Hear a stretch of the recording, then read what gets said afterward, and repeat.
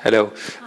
So my first question is, could you please introduce yourself and describe in 3 sentences the policy you're presenting here at the Zeroproject conference? Yes. My name's Therese Campbell. I'm chairman of the Work Focus Group. We're a major privately owned business in the employment services sector in Australia. We exist to provide a real and measurable impact on the employment of people with disabilities and injury, illness, mental health issues across Australia. One of the services we deliver is JobAccess, which we do on behalf of the Australian Government, which is one of the policies or practices that I'm here to talk about. So what is this JobAccess Programme about, like in brief? JobAccess is a one-stop shop for all information and advice related to the employment of people with disabilities. It exists to really help employers, people with disabilities and co-workers to remove barriers to employing someone with a disability. It's a free information and advice service, and we also provide funding for adjustments that may be required in the workplace in order for the person to do their job. And according to you, what are the 3 reasons to make this policy a success, or this program?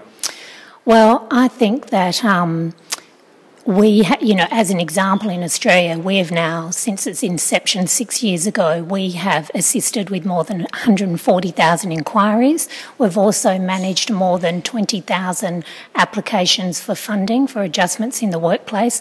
All of these things are removing barriers to employing people with disability, making it easier for employers to say yes.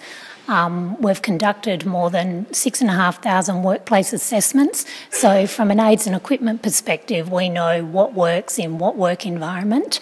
And I think that knowledge and expertise is very leverageable, and the service itself could be well replicated in other countries. So, talking about replication in other countries, what are the main obstacles you see, or the things to be aware of? I guess the major challenge is the extent to which the government is willing to fund a program like this. We actually had modelled the program initially on the Job Accommodation Network from the States. We have taken some of the positive learnings from that, applied it in Australia. One of the key differences we have in Australia is that we actually provide funding for modifications in the workplace. So I guess in terms of obstacles, that would be the main one.